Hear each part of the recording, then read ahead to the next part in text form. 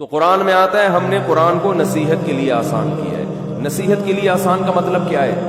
دیکھو قرآن کا ایک خطاب تمام دنیا کے تمام انسانوں سے ہوتا ہے. قرآن جب انسانوں سے خطاب کرتا ہے اس میں طلاق اور وراثت کے مسائل نہیں بیان کرتا.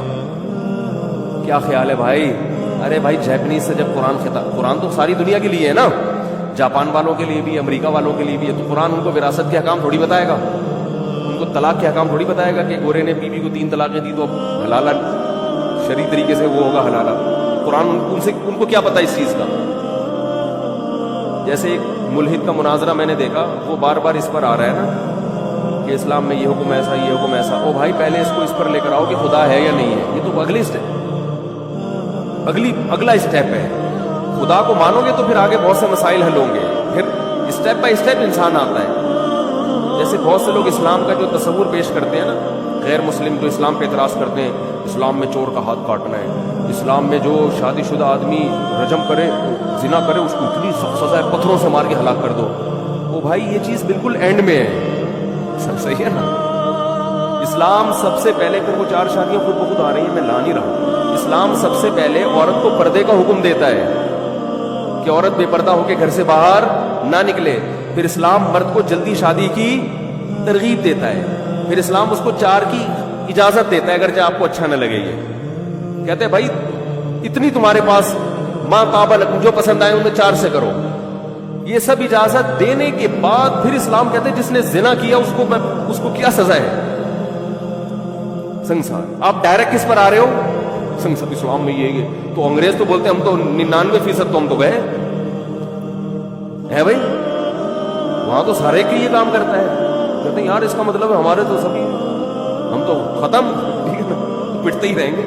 تو کیسا اسلام کا بھیانک تصور جائے گا؟ بھائی اسلام نے پہلے یہ بھی تو کہا ہے نا، چور کا ہاتھ کاٹنے کا اگر اسلام نے کہا ہے تو پہلے اسلام میں یہ بھی تو ہے کہ مسلمانوں سے کلام ہو رہا ہے. وہ جو قرآن و سنت میں صرف چور کا ہاتھ کاٹنا نہیں پڑھتے، وہ یہ بھی پڑھتے ہیں کہ جس نے ایک بالغ زمین پر قبضہ کیا 7 زمینوں کا طوق اس کے گلے میں ڈالا جائے گا. وہ زکوٰۃ کا بھی کہتا ہے کہ غربت معاشرے میں سب زکوٰۃ دیں گے تو ویسے ہی ختم ہو جائے گی، چوری کی ضرورت ہی نہیں پڑے گی. اتنی پھر اور باپ اگر غریب ہے تو اولاد کو حکم دیتا ہے اس پہ خرچ کرو. بیٹے پر باپ کو حکم دے رہا ہے اولاد پہ خرچ کرو. اتنا خرچ کا بہترین نظام بنایا ہے اسلام نے.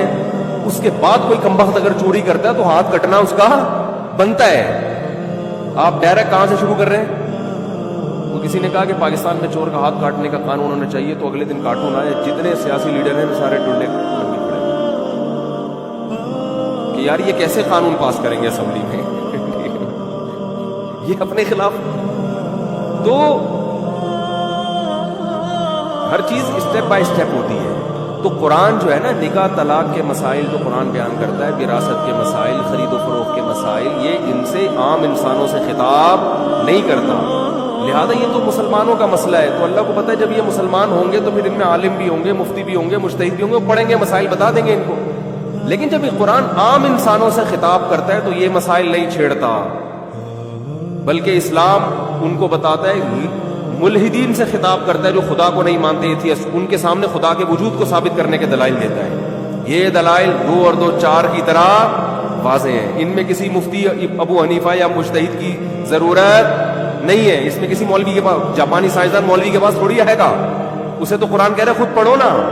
جاپان کا سائنٹسٹ جب خود پڑھے گا اور اس میں دیکھے گا کہ یخلقکم فی بطون امہاتکم، کیسے ایک پانی ماں کے رحم میں جاتا ہے، اس میں آنکھ، ناک، کان، دل، دماغ، جگر، گردے، پھیپھڑے بنتے ہیں، دماغ بنتا ہے، پھر ثم السبیل یسرا، پھر راستہ آسان ہوتا ہے، دنیا میں آتا ہے، ادھر آیا، ماں کی چھاتیوں میں دودھ پیدا ہو گیا. تو وہ سائنٹسٹ جس نے روبوٹ بنایا ہے وہ کہتا ہے کہ یار کروڑوں سال کی محنت کے بعد آج ایک دماغ نے ایک روبوٹ بنایا ہے. وہ خود بخود روبوٹ نہیں بنا، اسے کسی دماغ نے بنایا. تو بنانے والا دماغ خود کیسے بن گیا؟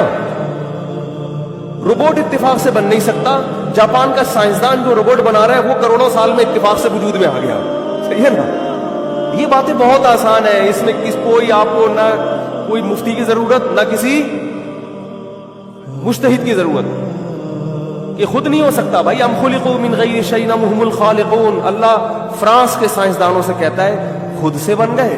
ٹھیک ہے نا؟ سوال کرتا ہے ام خلقوا، یہ کیسے ہو گیا یار؟ تم خود سے بن گئے یا تم نے خود اپنے آپ کو بنایا ہے؟ یہ سوال کر کے چھوڑ دیتا ہے. وہ سائنٹسٹ بیٹھ کے کھوپڑی گھومتی ہے, یار نہ خود سے بن سکتے ہیں, یار یہ ہو نہیں سکتا. ایک بے جان تصویر, آنکھ ناک کان والی, کروڑوں سال میں خود سے ایسی ڈیزائن آج تک نہ ہوئی ہے نہ ہو سکتی ہے. لیکن ایک ایسی تصویر جس میں جو لگی ہوئی آنکھیں دیکھتی بھی ہوں, لگے ہوئے کان سنتے بھی ہوں, زبان چکھتی بھی ہو, بولتی بھی ہو, دانت چباتے بھی ہوں, اور جہاں چبانے کی مشین ہونی چاہیے وہیں جا کے دانت لگے ہوں. ایسا ہوتا زبان یہاں ہوتی, دانت یہاں ہوتے, چکھو یہاں سے, چباؤ یہاں سے, سیٹنگ ساری آؤٹ ہو جاتی کہ نہیں ہو جاتی. دونوں آنکھوں کی ایڈجسٹمنٹ ایسے خاندانی طریقے سے ہوئی ہے کہ ورنیل کیلیپر بھی اتنی خاندانی ایڈجسٹمنٹ نہیں کر سکتا کہ ایسے تھوڑا سا دائیں بائیں سیٹنگ آؤٹ, ایک کے دو نظر آنا شروع. یہ ایڈجسٹمنٹ اتفاق سے ہو گئی یار. یہ موضوعات قرآن بیان کرتا ہے اور اس میں کوئی مفتی مجتہد مولوی کی ضرورت, کیونکہ یہ تو پوری دنیا کو خطاب کر رہا ہے کہ تم آؤ تو صحیح, پھر آگے مفتیوں کے لپیڑوں میں پڑنا, پھر دیوبندی کون ہے, بریلوی کون ہے, اہل حدیث مولوی کون ہے, وہ کیا کہتے ہیں, ہری پگڑی صحیح ہے, نیلی پگڑی صحیح ہے, پگڑی ہونی بھی چاہیے. یہ بات کے مسائل ہیں چھوٹے موٹے, ان کو تو قرآن کہتے ہیں چھوٹے موٹے لڑو, کوئی مسئلہ نہیں ہے. ٹانگیں یوں کر لی, یوں کر لی, اللہ کہتا ہے پٹا کرو. جب صحابہ کا اتنا بڑا اختلاف ہو گیا نماز پڑھنی ہے نہیں پڑھنی, تو تمہارا ٹانگیں یوں کرنی ہے یوں کرنی, میں کون سا ایسی ٹینشن کی بات ہے, پڑھ تو رہے ہو نا, مجھے مان تو لیا. مانا تو ہے نا کہ ماں کی چھاتیوں میں دودھ خدا نے پیدا کیا ہے, تو مجھے تو نماز کے وقت میں شکر ادا کرنے مسجد میں تو آؤ گے, بھلے زور سے آمین کہو گے, آہستہ آمین کہو گے, یوں کر لو گے, نہیں کرو گے, سجدہ تو کرو گے نا میرے سامنے, بتوں کے سامنے تھوڑی جا کے جھکو گے. یہ تو ہم نے چورن بیچنے کے لیے قرآن و سنت کے نام پہ لوگوں کو چھوٹے چھوٹے مسائل میں الجھا دیا ہے. قرآن تو ان کو چھیڑتا ہی نہیں ہے. پھر قرآن خطاب کرتا ہے ان لوگوں سے جو خدا کو مانتے ہیں مگر ایک خدا کے قائل نہیں ہے. ان کو خدا ایسے دلائل دیتا ہے, یا ایھا الناس ضرب مثل فاستمعوا له, اے لوگوں مثال بیان کی جاتی ہے. ہندوؤں سے خطاب ہے قرآن کا, ہے بھائی, بدھسٹ سے خطاب ہے. ایک مثال بیان کر رہے ہیں, ان الذین تدعون من دون اللہ, جن کو تم اللہ کے سوا پکارتے ہو, لن یخلقوا ذبابا, ایک مکھی بھی پیدا, اس سے اچھے تو جاپان کے سائنسدان نے روبوٹ پیدا کر دیا. وہ جب سائنسدان آئے گا اس کے سامنے سجدہ کرنا بھی برا ہے, اتنا برا نہیں جتنا ان پتھروں کے سامنے سجدہ کرنا ہے. ایک مکھی پیدا نہیں کر سکتے. اور اللہ فرماتے ہیں مکھی پیدا کرنا تو دور کی بات, یہ جو مستنڈا بت بیٹھا ہوا ہے نا, جس کے سامنے صبح شام چڑھاوے کر رہے ہو, مٹھائیاں رکھ رہے ہو, یسلبہم الذباب شیئا لا یستنقذوہ من, اگر مکھی مٹھائی لے کے اڑ جائے ایک ذرہ, یہ بت اس سے مٹھائی چھڑا نہیں سکتا. اتنے لچڑ, ضعف الطالب والمطلوب, کمزور کو تم مرادیں مانتے ہو کہ یہ تمہیں اولاد دے گا اور یہ تمہاری بگڑی بنائے گا. اس میں ابو حنیفہ اور امام شافعی کی ضرورت, بولتے کیوں نہیں, بالکل بھی نہیں ہے. پھر آگے ہے ایک خدا کو ماننے کے بعد موت کے بعد دوبارہ زندگی. کچھ ایک خدا کو مانتے تھے مگر کہتے تھے موت کے بعد کوئی زندگی نہیں ہے. ہڈیاں ہو کے جب ہم بوسیدہ ہو گئے, من یحیی العظام وہی رمیم, بھلا ان ہڈیوں میں مردوں میں کون جان ڈال سکتا ہے. اللہ نے فرمایا اولم یر الانسان. اب اس آیت کی تفسیر کے لیے کسی مفسر کی بھی آپ کو ضرورت نہیں ہے. اولم یر الانسان انا خلقناہ من نطفۃ, اللہ فرماتے ہیں لبرل لوگ بولتے ہیں مر کے بوسیدہ کیڑے ویڑے پڑ گئے ختم, کون زندہ کرے گا.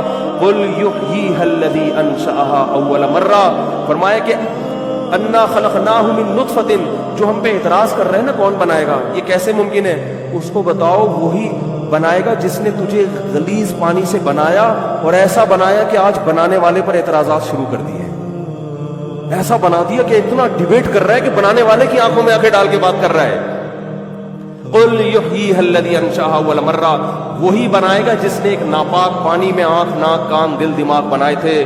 وہو بکل خلق علیم, وہ ایک طریقہ اس نے دکھایا ہے یہ بتانے کے لیے کہ جو اس طرح سے بنا سکتا ہے وہ دوسری طرح سے بھی بنا سکتا ہے. ایک جگہ قرآن نے فرمایا منہا خلقناکم, اسی مٹی سے بنا دیا, انسان بن کے دوڑ رہے ہو, اس پہ تمہیں تعجب نہیں وہ کیسے بن گئے, حالانکہ دیکھ رہے ہو صبح شام بنتے ہوئے.